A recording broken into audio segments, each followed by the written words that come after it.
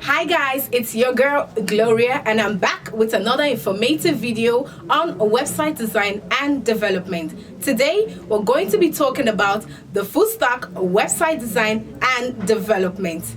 Now you know we've been talking about this for the longest time, and as you know there are two parts to a website. There's the front end and there's the back end. But today let's focus on the full stack website design and development that has to do with the front end and the back end in one.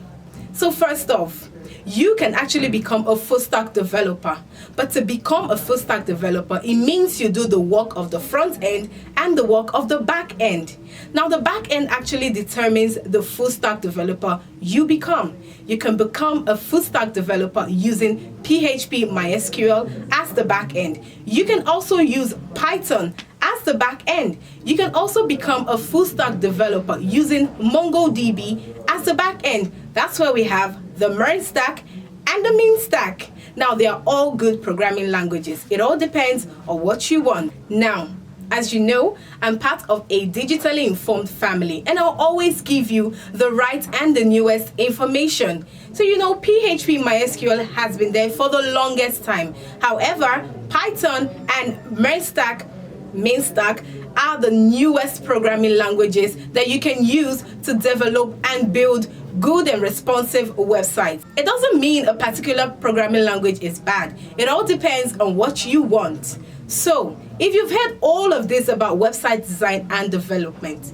what are you still waiting for? Why haven't you started your journey yet? It's usually advisable you start from the front end, then you progress to the back end. Now that doesn't mean you cannot become just a front-end developer and opt for being a back-end developer. Like I said, it depends on what you want, but would advise you to start from the front end, progress to the back end to become a full-stack developer. Can go on and on talking about website design and development, but I don't like to spill all the tea just in one video. I'll leave some juice for you to catch up in my next video. And until I come your way the next time, my name is Gloria. Do stay digitally informed.